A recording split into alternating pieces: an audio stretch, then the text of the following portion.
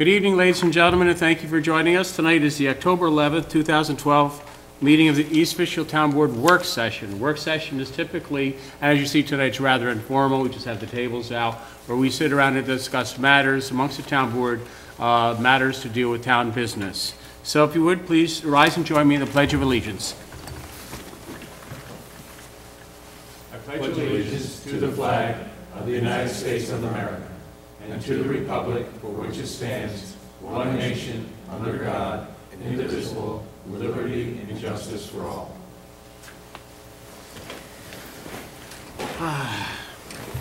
Thank you very much. Just one quick announcement. I'm kind of worn out tonight. This is budget time. We just finished, I turned my town budget over to the town clerk last week. The budget I turned into the town clerk is a tentative budget. 2 days later, the town clerk presents that budget to the town board. It becomes a preliminary budget. Now the town board has, I believe, until November 8th, which is when we have our public hearing.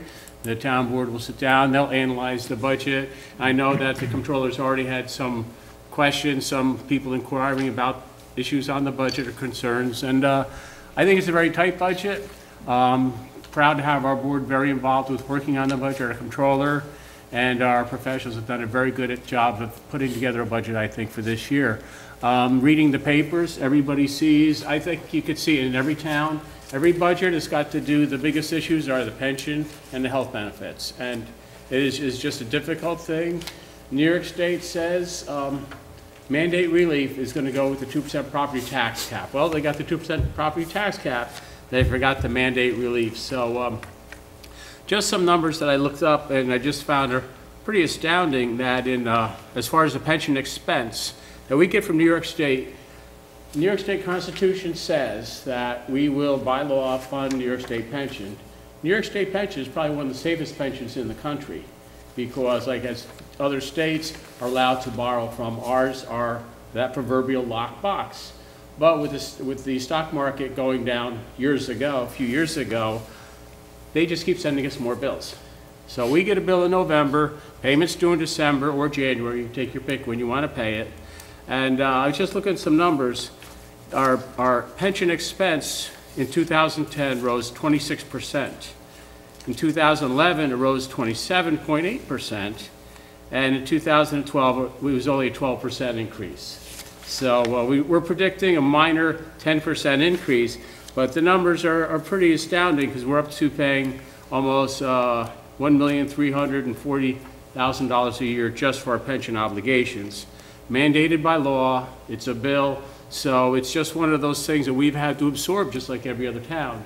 But it's been difficult. We've been successful in our financial operations, but it certainly is a challenge. So that with the sales tax cap from the county always makes life interesting, but I tell you the truth, we're very solid, and I applaud my board for calling the comptroller, sitting down with them, asking them questions, because the best budget we can come out with is the best we can do. So the budget's here, and November 8th, I believe it's November 8th, we'll be having our public hearing. Yeah. So looking forward to that. So that being said, the budget's in the hands of the town board. We have two items on the agenda tonight. The first one is the issue of court officers, which we've discussed in the past. Office of Court Administration, another state agency, and as well as our insurance company have been very insistent that we install metal detectors in the courtroom. This is being the courtroom tonight. It's a town board room, but typically it's courtroom, planning board room, and zoning board room. So over in our corner, we actually do have our metal detector, and we've discussed the logistics and the manning of the metal detector, specifically in regards to court operations. So I've asked Chief Nichols to be here tonight. He's given us a memo and some thoughts on how we can staff it, and I know, Brian, we've discussed the logistics of it. It'd be kind of like going into an airport security, which is why I don't fly anymore. So I hope I don't get a ticket, because I'm not going to want to come into the courtroom either. So it won't be that bad. We won't steal your iPod as it's going through the metal detector. The last time I went through, when they pulled me aside, I must have looked very suspicious because my wife didn't even know I was gone, and they brought me to a special little place to be. But Councilman Danke? They're good at their job. Anyway, I hope it's not as inconvenient as it is with the airlines. I can tell you what we've already spoke about in the department and proposed what we want to do is, number one, a lot of the screening that normally would be done in the courtroom by the judge or the person in the courtroom will now happen outside in the lobby, so it won't occur in the courtroom.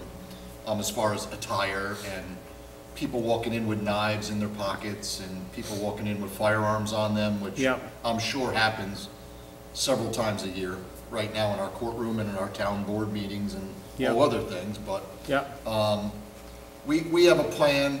We're gonna make people leave their cell phones out in their cars. Okay. We're not gonna be too intrusive, but it'll go quickly.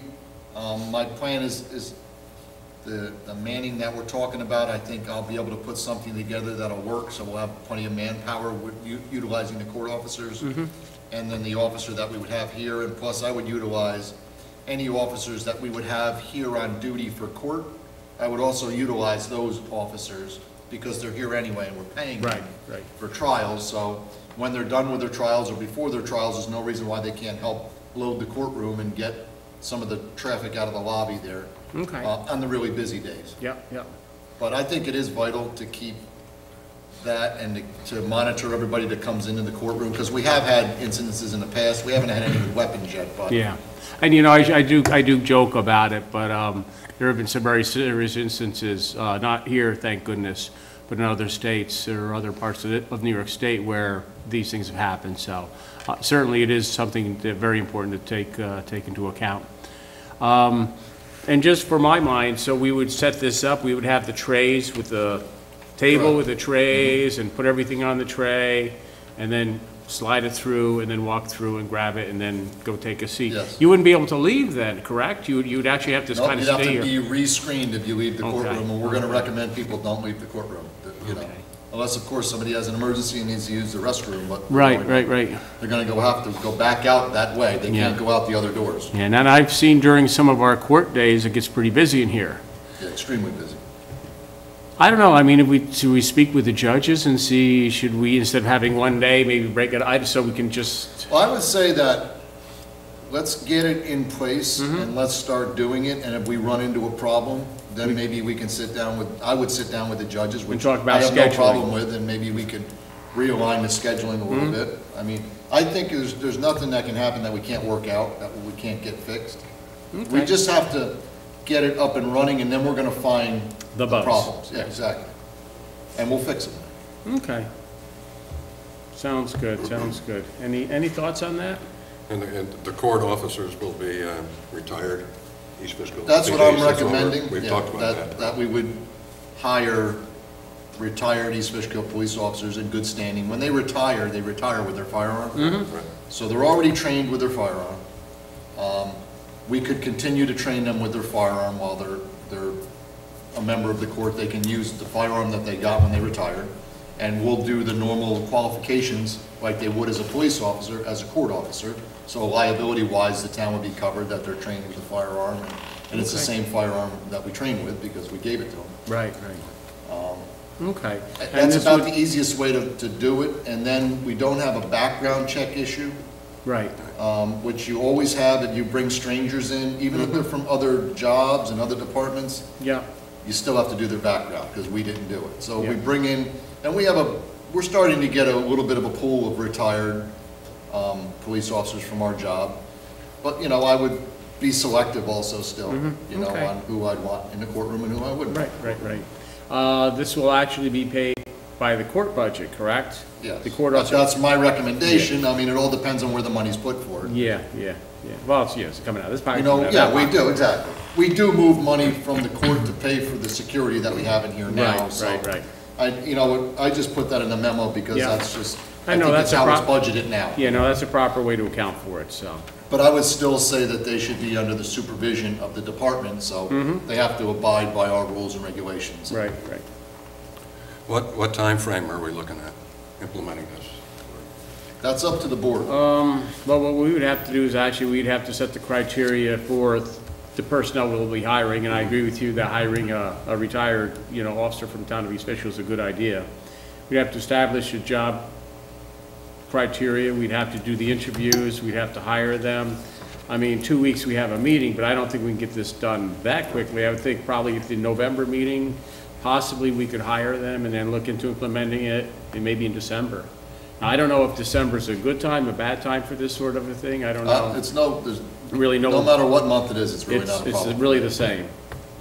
So maybe something by the end of the year, we could actually have this, you know, in operation, see how it works. And then maybe by the beginning of the year, we're full bore. Every court session is covered. No, I think that'd be. There's no good. training issue really with the people we're gonna hire if we hire the people we're discussing. Right. It's just a matter of getting them, you know, I would recommend like a white uniform shirt. You know, like I mentioned in the memo, with the court officer patch, put an East Fishkill Police Department patch with court officer. And so I know I spoke to Judge McElhaney about that, and she did express the fact that she would like the person in uniform rather than in a blazer or something like that. Yeah. Something that, in a uniform, that people know that's who they are. Yeah, no, And I agree with her. That's a great idea, obviously. I think that, I mean, I'm very proud of our police department. I think we have the best police department in Dutchess County. We have 2 officers here during court. I feel very safe, but still, we don't need to be putting people into this kind of a situation. So I think it's a good move. Anybody else? Any other thoughts on the court officers? I got a couple. Right now, Brian, the money we pay police officers to be here now, is that money going to change? Is some of this money going to be offset? Because Well, right now, you pay police officers to be here on overtime. 2 of them. So when you take one away, their overtime rate is going to be about the equivalent of the rate that you're probably going to have to pay these 2 court officers. So you're going to have a wash. You're pretty much going to have a wash. But So you're going to get 2 bodies for the cost of 1 to be able to man that machine better. so I'm going to save money. It's going to be a wash. It's going to be a wash. Well, We're getting more, we're getting more. Right now, I got Okay. 2 guys coming in at overtime. Yes. So you're going These to 2 get. guys that I'm going to hire are going to make as much as those 2 guys on overtime? Yes. One guy. One There's guy's guy. The total amount. The total. The total two salary guys. will equal One the guy. overtime of 1 officer. No, 2, he's What I'm That's what I'm saying is your 2 court officers are probably going to have to be paid in the realm of the $20 an hour area. An overtime police officer's making $45, $50 an hour. Right. So what I'm saying So is that one overtime officer is going to pick up the cost. That's of what I'm the saying. two Okay, court yes. officers. And there will be no benefits, correct? No, it's just a part-time 20-hour Part-time week. They job. won't work more than 20 hours a week. And we already looked at the court schedule. And the worst scenario is if you're going to try to probably get 2 or 3 to draw from. So if you do have a week where you need to put an extra guy or 2 on because of trials or something, you draw on somebody who didn't work 20 hours, Right. who worked 20, you know, another person who You hadn't worked rotate 20 them. hours. Yeah, rotate them out of Yeah. a pool. But there's still going to be a police officer. Well, there's going to be a police officer with the judge at all times. That's what the judge has requested, that the police officer, the second position, Still be here. stay with the judge. Yeah. And that the police officer and the court officers would monitor the metal detector until the courtroom is full. Then the police officer's main duty would be the judge. And the court officer, you would have 1 out there manning the machine for stragglers, and 1 over here doing the paperwork back and forth to the clerk. And the police officer on the security of the judge. So when the next guy tries to jump over the top of the rail here, that police officer is there to jump back at him. So currently, is any of your officers that come in as court officers, are they coming from the road, from a tour? Sometimes I have to do that. Some are. Yeah. If I have a day because the way our schedule rotates, okay, some days you have more officers than other days. If I have a day where I have, say, 5 cars on the road and I know it's normally a slower day or shift, I'll take 1 of them off and I'll only put 1 in here on overtime. But the bottom line is I still have that guy in here and he's being paid. Right. But if it's that and you're day depleting the now, road. and we What's have that? court officers, then he would not be on overtime. Excuse me? If it's on the day that you take somebody on the shift, Off the road, he's not on overtime. Okay, Right. I think we should Start moving speak towards with that. the judges about maybe having the days that you are over, because paying overtime, I'm just, Oh, absolutely, You know. absolutely. Like I just said, we just got the budget, we're very sensitive to expenses right now. Yeah, and if you look at our budget, and you compare our budget to any of the police departments in Dutchess County, we are a fraction of the overtime budgets in all the other police Yeah. departments in Dutchess Yeah, County. no, you guys do a great job of Yeah, scheduling. I a guess. fraction. I Yeah. mean, you're talking 175,000 compared to a department smaller than ours at over $1 million in Dutchess County. There's one, it's over $1 million Yeah. in Wow. overtime. So, Wow. I mean, we're a fraction on the overtime, and we've consistently been there. Yeah, no, you guys really do a good job of scheduling, I appreciate that. All right, any other questions? The other question, what's a background check cost us? When we do a background check? I'm just wondering if we're limiting To ourselves. carry a gun, a lot of money. I'm wondering if we're limiting ourselves by we're saying only East Fishkill retired officers, because are we being discriminatory? Would that be the word? If we've got other retired officers from state, other towns, I mean, they still gotta go through the process to get accepted. But are we limiting ourselves too much? Because I don't know how many retired officers I we've would actually have got to in tell town you now as that opposed once to we 5 got years. up and running, I would have to, maybe I'd come back with a Mm-hmm. different recommendation, but, and maybe off the record in another room, I'd tell you about some incidences that might change your mind, but Yeah. But Is there you're a comfortable problem with with our people? excuse me? You're comfortable with our people? I'm comfortable with our people because I know who they are, I know they left our job, I know who they were, what they were doing, and I know their skills, Yeah. what they were Okay. trained in. But I do agree with Peter, does make a good point, though, we don't want to limit ourselves to this pool. I agree. So I think it's maybe something that we could look into over the next few weeks, talk about it, see what kind of a pool we have, what our needs are gonna be. Mm-hmm. Because if we have enough to cover, yeah, maybe we'd want it, maybe not, let's see how it goes. Absolutely. I certainly And- wouldn't wanna I'm- limit- I have an open mind to it. I have no problem with the Yeah. recommendation and no problem Yeah. maybe having to go there. So, Yeah, yeah. You So know, we'll take a I have look. no problem with that. And, Yeah. you know, it all depends on the individual, what job they came from and what their background is on Oh, I what agree the with you, but background that's all part of investigation's gonna take. that would all be Yeah. part of an interview type process. I'm not Exactly. saying Yeah. you hire Barney Fife from And down the road. ultimately, it would be up to the board on who they're gonna hire. Yeah, You also have to go through the civil service process. aha, You're gonna have to, so if you're Good gonna do point. this, you're gonna have to pull the job title. okay, well, let me Yes, just civil ask. Yeah, we so already, this is we gonna be did actually- speak to them briefly about it, and we do have a So- little background from civil service on what we have to do, and I think we have everything in place. Okay, It's a little simpler because it's a part-time position, so it's not a tested but position. it is, oh, it's not a Yeah, tested it's not a tested position, it's a Okay, part-time okay. position. But So it there's is no Still have to test. meet their minimum Which, standards. Okay. We Well, still have to have qualifications and specs for So civil I hope we service. can at least do that, I mean. Yeah. yeah, So no, wouldn't that's good. other officers, retired officers from the state or other towns, they already had a background check, we wouldn't have to do that, right? Well, we've had that experience where I think we would still look like to conduct our background check, no Yeah, matter where Yeah, they I came would from. agree. So would we recheck our own? I don't think ours would be No. necessary, but I- I Well, think how do you that's know what they did? discriminatory if you're not checking all of them. How do you know what they've done from when they retired? Right. Well, we would check that, absolutely. now, I know Lieutenant Lucy's been riding his motorcycle since the day he retired Yes. till it got called last week, so. But we would certainly look I'm- into I'm- that, yeah, Trust me, we will be very selective. yeah, I think you know my yeah, absolutely. opinion on it. I Yeah, mean, yeah. We will be looking into that. we're going to be looking for people to represent the town and our department Mm-hmm. very professionally in the court, And in a very, That's what we're going to be looking for. safe and responsible Yes. manner.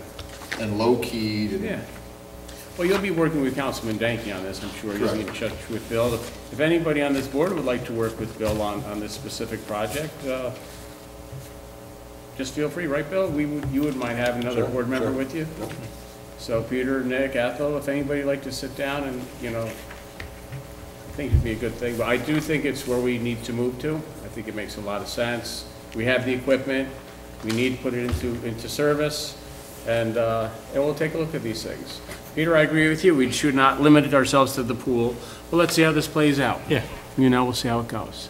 Just for a point of information, during DA Day, when we have a lot of state police in the courtroom, we still have an East Fishkill police officer with the judge.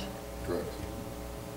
But DA Day, we don't have a lot of state. I haven't seen a lot of state police No. officers in the town hall, I thought. It's quite a on the while. other The day? sheriffs, Sometimes, and the state police, I don't believe even get overtime for court anymore. no. So some of them come selectively on their own, but I don't think many state troopers come to court anymore. The best person would be to ask would be Tom, because you're doing the prosecuting, right? I mean, are the state police coming to? Only if it's set for trial, which is very minimal number anymore with the new system.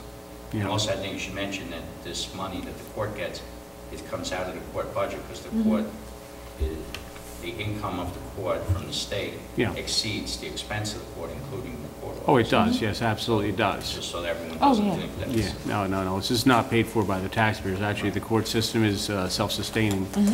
Now, where do But they get just let me paid from now, though? just one second, though. What's that? They get, I believe Where that, do, like the 2 officers you bring in now, do we bill them back to the court? does that get billed back to the court? Yes, think we unless did. they're pulled off the road. We Yeah. don't, Okay. yeah, we don't bill that back to the court. Okay. Okay. Yeah, I try to pull whenever I can to save money. I mean, Yeah, I- yeah. I- No, you know, I do, you know, we do that if we can, you know? Yeah. But when you do that, You lose that one person you out on lose the the road. person off the road and you might jeopardize somebody's safety on the road because court's done at prime hours, you know what I'm saying? A lot of stuff goes on. Like when I was, just like tonight, when I was on my way here, there were 2 active violent domestic disputes occurring at the same time. One in Hopewell Gardens, and I don't know what road the other one was on, but it wasn't near Hopewell Gardens. So, I didn't want to hit you with that, Hopewell Gardens, but There you go. but, I mean, so if there was court going on right now and we had depleted one of the 4 officers from Right, the right. road, You wouldn't have the coverage. they would have been hanging there, you know? Yeah, So that's the risk you take. Yeah. I tell you, one of the other risky things I have always kind of concerned about, now that Ethel brought up DA Day, I think it's very disconcerting to work in the Old Town Hall where the sheriff's van parks out front and 5 or 8 prisoners Oh. get out shackled and come in. And then they either line them up against the wall in chairs. So I got to tell you, I'm really happy to have our police officers on hand that day, because that really is a bit, you know, and they usually have 2 or 3 sheriffs, but But they're still. not the ones you gotta worry about, it's the ones that aren't shackled. Yeah, exactly. It's the ones that got through the Well, door, that's true. Good point. That's true. got through the door without Right. being searched. They gotta take those shackles off to go through the metal detector, so you better watch it. Hey, but maybe if you get it in place, maybe we stop that incident that could happen in the East Fishkill court someday and Oh, absolutely. eliminate it. Because we have had incidences in the past with people bringing weapons into the No. courtroom and they've been caught with it, Yeah, you know? All right, if the board's okay, then we'll proceed along with this, and we'll talk further. Peter or Nick or Ethel, if you want to either sit with the chief or work with Bill, whatever, but let's see how we can move this along, because I think it's a good way to go. And we'll see about the pool, we'll see about the needs, and as we go along, we'll see how this pans out. And I think it's a good Yeah, project. as far as the people that we hire, you know, I'll make a recommendation, it's up to the board. Yep. If they want to proceed. Absolutely. All righty, sounds good. That's our discussion on court officers. Number 2 on the agenda is going to be our discussion on noise ordinance. We've been working on this for a couple years now. Actually, we've had this is probably the 3rd, I think, noise ordinance that we've actually had in front of us, and we've discussed many. Councilman Danke, I'd like to thank you for heading up this effort, because I think it's been good. How long has the noise committee been meeting? You've been meeting for a few months now. Since March. Since March? Okay, and I think that you have a pretty good representation. I got to say, I was very impressed when we, talked with the people that were going to sit on this. They came from very different, very varied backgrounds as far as their experience. Some being actually people in construction or tree service or what have you. So I think you had a good match there, good blend there. Reviewed the noise ordinance. And I'd like to thank you for taking all the letters and emails that I got, and I would forward them to Councilman Danke. And actually, Bill contacted all the people that sent any correspondence and incorporated and made sure that their concerns were addressed. So would you like to talk a little bit about the noise ordinance, Bill? Yeah, we started in March, and when we first met, we had 7 citizens on the committee, and after our first meeting, it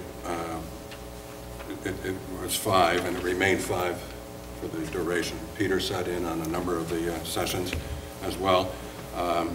Brian Nichols sat in on every session except for the last one when he couldn't make it, and he sent Kevin Keefe, Lieutenant Keefe, to come instead. So we had the input from Brian, which was invaluable, and then Tom Wood sat in on almost all of the meetings as well. So, and right from the beginning, I said to the committee that I wanted this to be a citizen-driven committee, and have their ideas be the center of the ordinance, along with the input from the chief. So, and I think we did that, and I think right from the beginning we wanted also to have a law that was as simple as we could make it. One of the other ones we had a couple of years ago was extremely complicated and complex. Yeah. So we wanted to keep it simple and to make it reasonable. I think that was the word that we really stressed a lot, to make it reasonable. We started out thinking that we weren't going to go with decibels at all, and found out into the discussion, and Brian agrees that we had to incorporate decibels into it, as you see in the ordinance, in a couple spots. Otherwise, it just wasn't workable. So with all of that said, I think you had the ordinance since the end of August. I think Tom made it available. I put hard copies in your boxes. So if you have any questions, Brian's been good enough to come and answer questions since he had a lot of input, and of course Tom, who wrote the document as far as the what you have before you, and taking our ideas from the committee and putting it into legalese. Yeah. No, it looks, I do like it. I think it looks common sense. It looks like it hopefully addresses the issues that we've come to learn.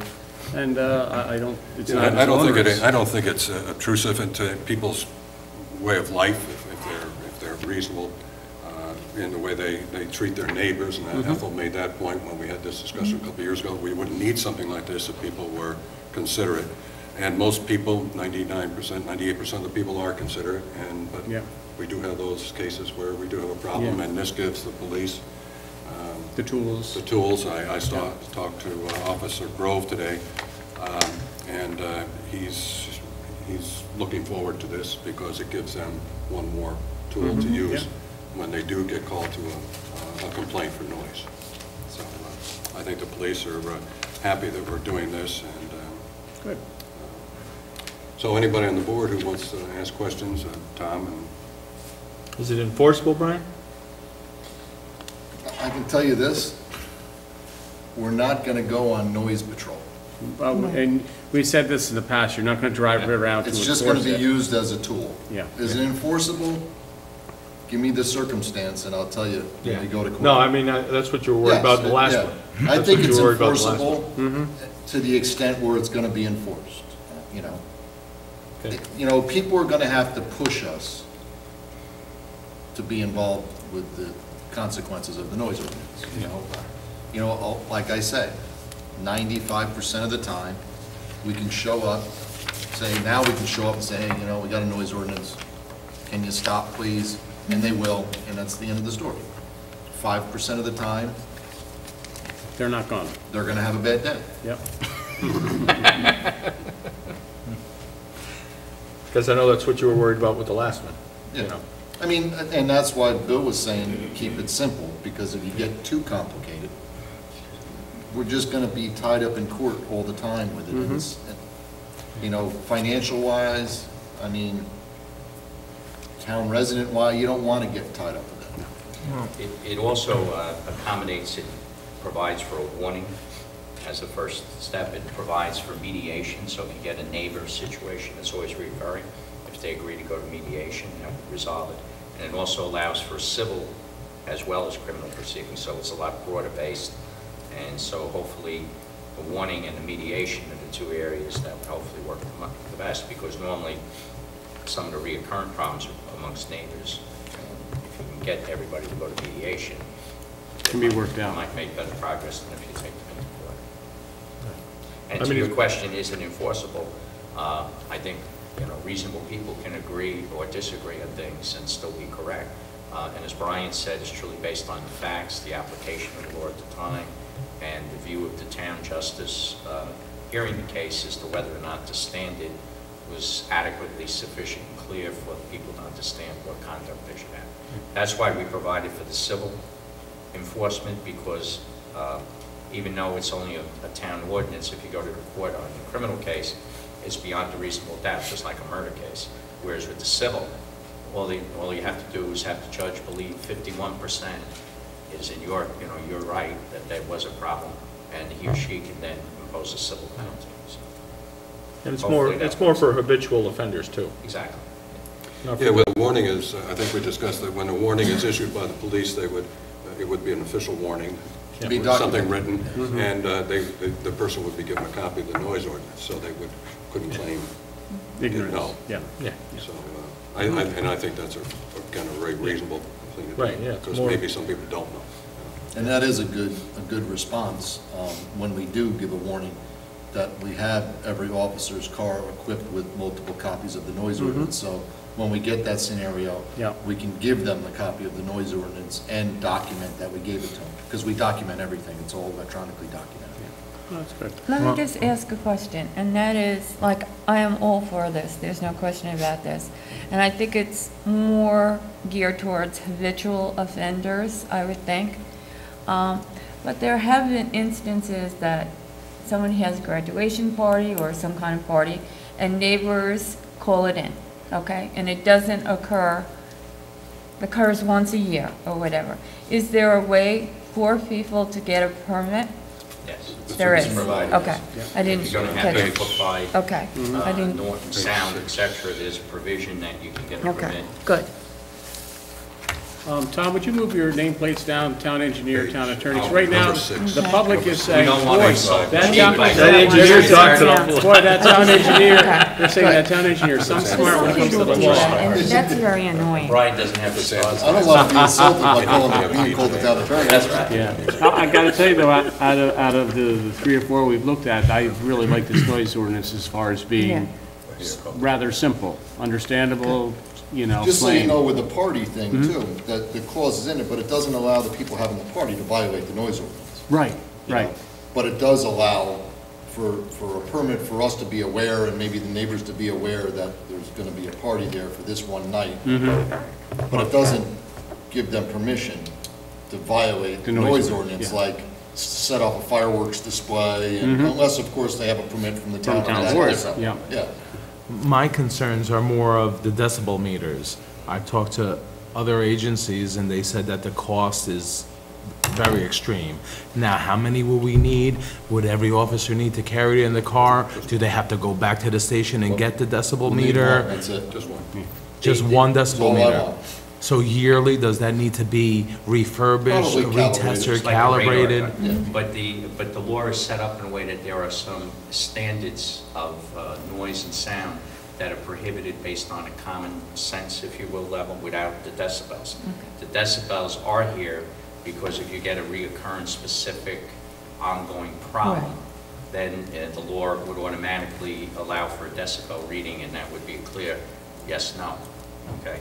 But there are also other standards by which someone could be in violation, particularly if the noise is audible within, 10 feet of an occupied dwelling, things like that. So there's some common, I call them common sense standards, and then, but we did put in the decibel readings for those particularly unique situations that might come up with a certain air conditioner compressor that seems to run, even though normally an air conditioning compressor is exempt, but the ones that aren't serviced or kept in repair or placed in the wrong location might exceed a decibel reading, so in those cases you might need a decibel reading. Okay, because I hear that they're very finicky, and they need a lot of fine tuning, and a lot of them Well, aren't that's- If accurate. they bang it up in the back of the Yeah. patrol car, it They're needs a lot of not going fine-tuning, on but patrol otherwise with decibel meters. We're not going on decibel patrol. That's gonna be in headquarters, and when we come to that specific situation, we'll utilize a decibel meter, but it's not gonna go out on patrol with a patrolman. So it That's would be not gonna 1 happen. decibel meter, We need one. That's all. and that comes out of the police budget? I think they're about $400. We gotta get something back out of your We're budget. budget sensitive When we- tonight, just Last time I everybody. was involved in buying one, it's less than $1,000. $400 or something. Yeah, like $400 or $500. And then they have to take a couple-hour training course, which, When we went into this, we thought that Yeah. and that was an argument against the expense and the cost, but then in discussing, and Brian And actually we brought one. brought We one that got he got one, I from think from Greenberg. Greenberg, yeah. Greenberg Police lent us. Very one, simple so everybody device. could see it.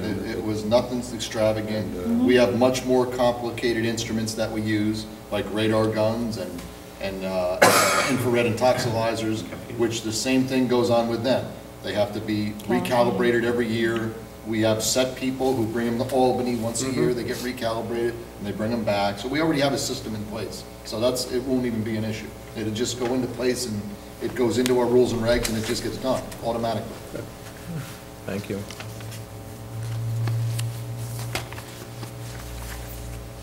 Okay. I do think this is probably one of the best laws that we've seen in regards to this issue.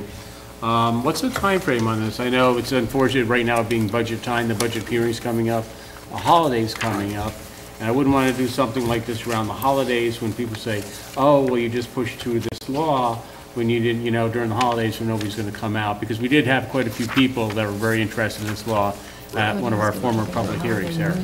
I sent an email out to the committee and to Brian, not Brian, I don't know if I CC'd you, I CC'd Tom and Peter, that we were probably, because of budget season and the holidays, that we would probably be discussing this for a public hearing and a vote probably in a February timeframe type of thing. Sounds good. Because reorganization is in Early January, January, first thing, yeah. And you want it before the spring and summer. right, and Yeah. before people open their Their windows. windows. Brian and I Okay. were discussing that before, so it's a good time to do it. Good. Sounds good. And I do believe it's probably on the website, so if anybody wants to take a look at it, they can take a look at it. If they have any concerns, certainly send a letter to the Councilman Danke, who's the head of the committee. So we gotta get that one. so we'll get that. The newest one with the Last last correction. Oh, last question. So if you get it, I'll get a copy of that. Okay. So we're good? All right, and if anybody has any more comments or anything, please feel free to contact Councilman Danke or the Chief of Police or the attorney. I would just say, I know one of the members of the committee is here. You were on the committee, right? Did I you was have here. anything further to add? Yeah, I did. I was wondering in the case of underage children or visitors at somebody's house that are habitually making noise. In my neighborhood, there's a huge problem with ATVs. The police have been there numerous times, the parents have been told. And as of yesterday, they're still riding. And I was told you can't ticket the kids. Right, the state law says that anyone 16 years of age or younger cannot be brought into the town justice court. Any problem with them, that goes through the family court. So Right, but their it's- action would have to fit improper conduct as defined by either the Family Court Act or the penal law as handled by the family court. Okay, but I guess my question is not about New York State law, with regards to ATV noise or any kind of noise where it's a child making the noise. You know, playing loud music or honking horns or whatever it is. Who would be ticketed? Would the Well, parent if be the noise is ticketed? emanating from a residence, it'd be the Right. property owner. Mhm. Or would it? Okay. So that if the child is on mom or dad's property. Right. And they're habitually making the noises, the property owner Okay. that's responsible. So through punishing the property owner, you would think that it's going Get to to the, yeah. trickle down. The real problem would be is if it was just happening on a town road or a state, or a road that nobody owns, then you would have Well, to and grab then- them and ticket them or what have Well, you. we do grab them Yeah. whenever we can grab them. Yeah. But if they're under 16, Right, all you can do is impound their quad or whatever it is and bring them back to their parents. Mhm. You can't even go to family court for that. oh, wow, really? You have to have a crime to go to family court. You have to have a misdemeanor or So, above. oh, really, so riding on a highway with an unlicensed, unregistered vehicle Correct. is not a crime? Didn't mean to say that. Well, if you're 16 years of age or under, it does subject your equipment to seizure. Okay, Okay. wow, okay. And then what happens in that, the whole theory, I mean, a bizarre situation would be that would actually, could be considered endangering the welfare of a minor by Mhm. allowing he or she to have access Right. to a motor vehicle and goes on a public road. Right. So if it was really an ongoing situation, the police or the district attorney could theoretically charge the custodial person Wow. with endangering the welfare of a We child. actually have, and we actually have charged parents on several occasions, me personally, Mhm. for permitting unlicensed and uninsured operation, Really? okay? And permitting uninsured operation, if you're convicted of that, Mhm. your driver's license is revoked for 1 year. Wow. So that's a serious ticket. That is. Permitting uninsured operation of a motor vehicle Yep, on a yep, roadway. yep, So yep. we do that on a Mhm. regular basis Right, when we have a case that we can prove. But Right. if there's a parent home mm-hmm, and their 13-year-old son is winging up and down the road on his quad, yep, that parent is probably in line to get a ticket for permitting unlicensed and uninsured operation of a motor vehicle. right, right, It's got to be on a roadway, though. It can't be in their backyard. right, you know. right, right. It can't be in a trail in the woods. It's got to be on On the a road. public highway. Okay, okay. So getting back to the other question, though, if a child was on the property making noise, however they're making noise, revving up a vehicle, running something, noise, then you would ticket the parent. The property owner. The property owner would be the one that would get ticketed in that case. Mm-hmm. Okay. But I didn't see that in the ordinance, that's what. No, but that's the law. That's the Oh, law, okay, yeah. okay. And then I also, just a few more Okay. things. Now, Can I- just, well, actually, Paul, see, this is a workshop, I and I just, know that. that's my fault. I just Ethel just haven't- asked you, but that's why we don't have the thing set up here for the podium. Okay. Do you want to write them down, though? I can send. And send them to Bill? Yep, yep, and do that. We'll take a look at these issues, obviously. And we will be holding the public hearing, which we think probably around February. So we'll iron these out. But if we can address your concerns, I hope we address your concern about a child making noise on the property. Yeah. And if we can do that, certainly we'd be more than happy. Okay, great. Thank you, Paul. All right, any other thoughts? Don't rent your house to somebody that owns an ATV, you're gonna get the ticket. Absolutely. The property owner is always Got the responsible. ordinance? No, he's gonna get the ticket because he owns the property. That's the law. And then he's Oh, I gonna didn't evict think you. about That's the that. law. That's right. All right, so that's it on the noise ordinance and the court officers. Next item on the agenda is various reports from board members. One thing I would like to point out, Scott's with us, and I think everybody probably has got a memo on the well tile. We're looking for water across the street on the property we purchased. Thank you, Chief. Thank you. Thanks, Brian. You know, we were looking for sources of water for many different uses, the Ryan Drive Superfund site, to help out with our Hamlet 1, Hamlet 2 water systems, and for any other issues, any other development across the street that we choose to do. And we have hit water, correct, Scott? I mean, I read the report. I know the well driller's Yes, been out We there. have had some promising yields in some of the test wells. The problem is the turbidity that we're hitting. So we're still going to look for maybe some more favorable. Yeah. It's really about the pockets of good gravel. Mhm. If you imagine back when the glaciers were melting, and as the water. was Tom, would you running scoot off that the- microphone off running over the there so we glaciers, can hear? Depending on the warmth and how quick the water ran off, whether the fines would be deposited or more coarser material. So it's you know, we're going down 100 feet. Right. Or if there's a dinosaur laying there In a sunning, way, maybe. that would kind of But, all the bank up. Without putting a probe in the ground, you really just don't know what's there. So we have had strong yields. Mhm. We It's do just have yield. trying- Yeah, we have the yield. It's Good. just trying to find an area where we can get good, clean water. Yeah. And I think we're looking for a place, as you said, I mean, reading the reports, we're hitting a very, very fine sand. Very, very fine. I mean, we had talked about Which if we means can get, slow melt, slow runoff way back millions of years ago. On the top, it's coarser, so it must have been warmer, running off quicker, and then it got to a period of 100,000 years or whatever, where it slowed down and then sped up again. So it's LBG. I was talking to him today over in Monroe. Yeah. It was the 7th hole where they Yeah. had 450 gallons a minute. really? And, you know, all the studies said the water was there, but it had the same problem as we had, No even kidding. worse. But on the 7th hole, Yeah. and it was in between 2 other holes, No kidding. that they found 450 gallons a minute. But you so- just found the right pocket. The Right, sixth found the one, right it was pocket. between the sixth and the eighth. But what we're Part looking four. for, but I think you said it already, we have water. Yes, We have the yield. It's really finding the place where we're going to get natural filtration. Right. So we don't reduce the have turbidity. this. So right now, it'd be a gamble whether or not if we developed the gravel well, whether we could reduce the turbidity Yeah. enough to make it.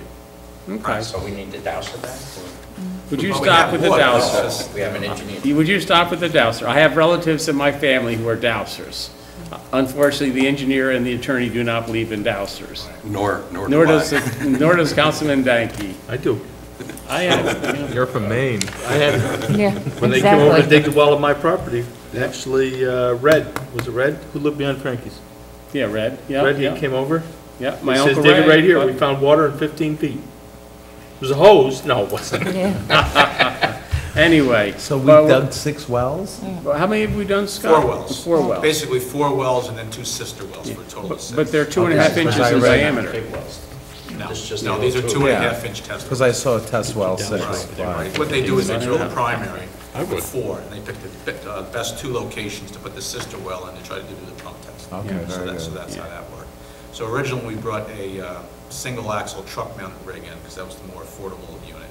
And he had a lot of difficulty getting around the site. As it turned out, we've had a lot of rain, so to get to these other locations, we're gonna bring a track mounted rig in to finish the exploration for a gravel well. And we will have to put more money in the budget for this. To date, we've spent 34,000 and change. I think the original budget was 50. Right, right. I think we're looking at about another, I think the estimate was about 27 to 30,000 to finish the gravel exploration and put Yeah, and we 3 want to to, 4 more wells. And the other part of it is, we're hoping to get down 40 to 50 feet. We went down 100 feet. right, right. So that added to the cost. I mean, it was a good problem, It was a good problem, because if we but we went hit down the, only 20, we were done. Yeah. You know, but that part was a good problem, and it's going to allow us to come to the west a little bit. Yeah. Actually, I should say to the east, I'm sorry, and hopefully still have enough depth of bedrock to still Okay. get a gravel well, so. So it's a And- process, you know, where it is. I know. I just thought when you started drilling, we'd see guys with water like the Beverly Hillbillies or something, you know? But Oil have- would be good too. We haven't gotten that yet. Bubbling crude would be better. But we do have the yield. The water's there, it's just finding the gotta area find where we're ourselves gonna a get good pocket, yeah. naturally filtered water, so, okay. I appreciate that. When are we gonna be back drilling again? 3 weeks. 3 weeks. 3 weeks. Working on it. Yeah, I know. Okay, well drillers are, you have to schedule with a well driller. There's one company that has this track mounted rig, that's Mm-hmm. the problem, so. Did we pay him yet? Did No. we pay the first company? No. I have the bill right here. So, all right, well, hopefully 3 weeks is, but that's okay. I mean, this is really, it's very important to us to establish a good water source out there. So if it takes 3 more weeks to get the driller out there, hopefully we'll be able to identify it, so. Good, great, thank you, Scott, Keep you appreciate it. posted, yeah. All right, that was really my question for tonight on the general town, discussion of town board members. Ethel? Anything? Just Anything? on, the recreation, we're still working. Scott has been looking at putting in the divider in the community center, so, It's been ordered, yes. yeah, now Mm-hmm. Oh, it's it's been ordered. ordered, and so Wow. we're moving along. Good. I haven't been there since we finally got all the panels up, but I'm told it makes quite a difference to soundproofing, and boy, it's beautiful in there, really, it's a nice project, it came out very nice, so. And also, I'm scheduled to go to the rec board meeting the last Monday of October. It's gives me the date, the 28th, 29th. So hopefully finalize their comments on the field use agreements that we had talked about. Yeah. And then we'll be able to bring it back to the board. So Good. hopefully it will coincide with the new budget year, and then we'll have the agreements. to And sign. now that you bring that up, I was thinking this morning, just getting through the general town budget last week, I mean, we're into October now, I'm thinking that what I don't like is, we all of a sudden have a mad dash to approve all these things for recreation, say, April, May. I would like to see if we can get things going earlier, the field use agreement, I don't know, can you get the lifeguards any earlier, or the people that work in the, Do do you have, you mean the interview process and yeah, all the that? interview and all that? I could ask, that's for Could you, sure. look, I just hate to wait, it always seems like we get, at the last minute, it's, we have to do this, and we have one meeting before they need to hire the people. If we can get a couple months, where we could do it and really, I think, just be a lot more of a proper process than to try and rush these things. And we do have good people that work there, but I just hate to be rushed at the last minute, so if we could. Good, thanks, Ethel. Peter, anything? I was speaking to Dennis earlier today. The brush drop-off site's getting close. But what we really have to do is figure out when we want to allow it to be open and what type of proof of residency and stuff like that and set any prices if we're going to do any charges for it. Yeah, and well, we do with the town clerk, we charge for the dump ticket, ticket. And I don't know, we could probably use the same kind of Same type of residency plan. requirement and all that for this. We'd have to think what we would be charging. That'd be a little different than What type of fee we want to charge, whether it's a, flat rate Flat or rate if it's or- going to be graduated and stuff like that. but some way, that would help to also help the people over there to, hey, they've got to take it to proof of residence and, type of thing. Yeah, I mean, it's going to be a nominal charge, it's not going to be a huge charge to dump brush, but one thing I think it will do for the town, it'll make it a lot more fair, because a lot of times people don't have brush, and yet they're paying for brush drop-off. Or when we had the big storms, they're paying for brush pickup, they're saying, why am I paying for brush pickup, it's coming out of my tax dollars. So at least a little bit Yeah. of a nominal fee, I think will help to go a long way, and I think it'd be more fair to everybody. So we'll just have to sit down and figure out what these fees are gonna be and how they'll be charged. Right. And a couple other things he was saying, he's done paving for the year, in case we didn't figure that out. They've been working on catch basins, drainage, and the tree work and stuff, and they're, got the bids out ready. We should be getting the snow bids back pretty soon. Snowplow bids, yeah? That's next week, I believe. Is it next week, Scott? Hopefully it doesn't snow again, but he's ready, they're ready for winter. Yeah, they are ready. Getting ready. They have a lot of salt over there. Good, good, good, good. That's about it. Sounds good. Bill, did you have any reports? No, not tonight. No, tonight? Okay. You do not. He's spoken it out. He's, all right. Councilman D'Alessandro? Well, the planning and zoning boards, the zoning board has met for 2 communication tower applications. The last zoning board meeting, wireless edge was approved for a. Which one was that? Wireless edge is a tower in Dogwood Knolls. Oh, in Dogwood Knolls in the golf course. golf Oh, it course. was approved. It's approved Okay. for a monopine, correct, Scott? Right. Monopine. Sounds right, a tree. A tree. A tree. A tree-looking No kidding. tower. Interesting. And Homeland Towers is scheduled for November 13th, public hearing, 7:30 PM. And that's where is for that the Dartantra. That's for Dartantra up in Little, Switzerland. Okay. And for planning, we have. Just one thing I want to ask you, Nick, and I know we've discussed we had a radio frequency engineer. Yeah, Ron Graff. Yeah, how is he Excellent. working out? Excellent, right, Scott? He's Really? really helped us determine merits of each application, and Good, good, good. very, very fair guy, very smart guy. When these companies come in to put in one of these antenna, these towers or whatever you call them, you really have to go by what their experts say. And I'm really glad that we got a good expert to work with our team to say, well, is this really so, or to look at the facts. Yeah, I don't know how, Scott, you found him? We found, Oh, well, Norma. no, I'll tell you how we found them. We were sitting here, we were at a hazard mitigation meeting. In our first hazard mitigation meeting, we had everybody here, Walter Artis was here, and we were talking about, and somebody brought up snow loads on communications towers. Is this an issue in the town, snow load or wind load on the communications tower? We're trying to identify all the different type of hazards.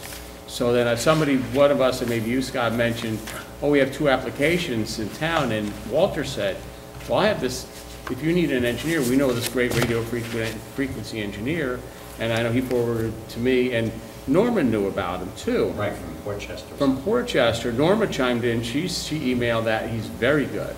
Very So, thorough, yeah. I'm thrilled that, and I did email Walter Artis thanking him, because I'm thrilled that we have a real expert on our team. So, this is good. This is very, so we'll see how it goes. And we have Hudson Valley Engineering doing our traffic studies. And so now, if an applicant comes, they don't have to have their own traffic study done. They come to ours, and they pay for hours to do it. So we only have to go one round the block with that. Planning Board, October 25th at our town board meeting is the public hearing for the affordable housing. Oh, may I just say something? Cablevision came in and asked me about the Joe Smothers Road project the other day. and I talked with, what is her name? Cincio. Caitlin Cinzio. Caitlin Cincio, very nice chat. And at the end of the meeting, I said to her that we're going to have, the town board will have another public hearing. We have adjourned it, and we will open it up to next town board. Well, she took it, she didn't hear me say town board, she thought it was the next planning board meeting. So when I watched it on TV, I think she said if the public wants to come and voice their opinion on this project, come to, and I think it was the October 16th planning board meeting, and I'd just like to say that's incorrect. That was our town board meeting that was adjourned, because I don't think they have a public hearing on this. No. It would just be ours, right, Tom? Yeah. And that will be, when is that? October 25th. October 25th. We will then reopen the public hearing on the proposed Joe Smothers Road. So I just wanted to get that in, because I saw that on the news, and I said, oh, Secretary of the Planning Board is going to be very upset when she sees this on TV. Yeah. Yeah, I'd like to thank them too, Pam and Jean. They're excellent, a lot of help for me, and my first year, they make it a lot easier for me. Good, good. So thank you, ladies. A little plug in there. Now, and I don't know if anybody notices, but you know, with Ethel's liaison to Recreation, Peter's liaison to the Highway Department, Bill being liaison to the Police Department, and Nick liaison to the Planning and Zoning Boards, which is how we get this information. And our board actually interacts with the other boards, so. All right, anything else? Anything anybody'd like to add tonight? No? I mean, it's just a little informal town board workshop meeting. Gee, it's only in an hour, but I think if there's nothing else to discuss tonight, Scott, Wildflower, when are we gonna get a shovel in the ground? Contractor says Monday, so Okay.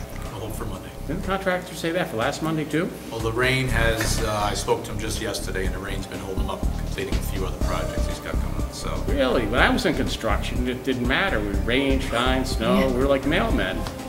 Boy, Can't okay, blacktop in the rain, some things you just can't do in the rain. So. Okay, okay, so. We didn't pay him either, right? We didn't pay him either. All right, well, hopefully the Wildflower sewer extension will start soon, and that's it. Well, thank you very much, everybody, and we still have a lot of work to do before the end of the year, but